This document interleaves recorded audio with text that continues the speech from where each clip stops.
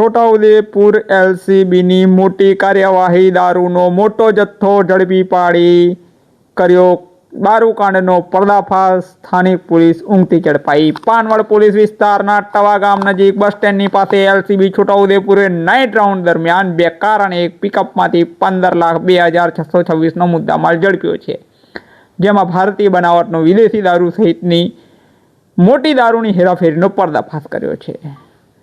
Chhota Udepur LCB MF ડામોરની team દ્વારા આ operation હાથ ધરાયું હતું, જેમાં બાતમી મુજબ મારુતિ અર્ટિગા કાર પાઇલોટિંગ કરી રહી હતી। તેની પાછળ મહિન્દ્રા બોલેરોમાં વિદેશી દારૂ ભરેલો હતો। બંને વાહનો વડોદરાની દિશામાં જતા હોવાની ચોક્કસ માહિતીના આધારે એલસીબીની ટીમે ટવા ગામ પાસે વાહનોને કોર્ડન કરીને રોક્યા હતા।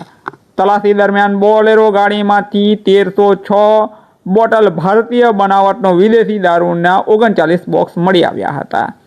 પોલીસે કુલ 4 ઈસમોની ધરપકડ કરી છે, જ્યારે 2 ઈસમો ફરાર થયા છે, જેમની તપાસ ચાલુ છે। એલસીબી છોટાઉદેપુરની ધમાકેદાર કાર્યવાહીમાં 15 લાખ રૂપિયા ઉપરાંતના દારૂ સહિત 2 વાહનો પકડાયા છે, 4 આરોપી ઝડપાયા છે, 2 આરોપી ફરાર છે, ત્યારે સ્થાનિક પોલીસ ઊંઘતી ઝડપાઈ છે।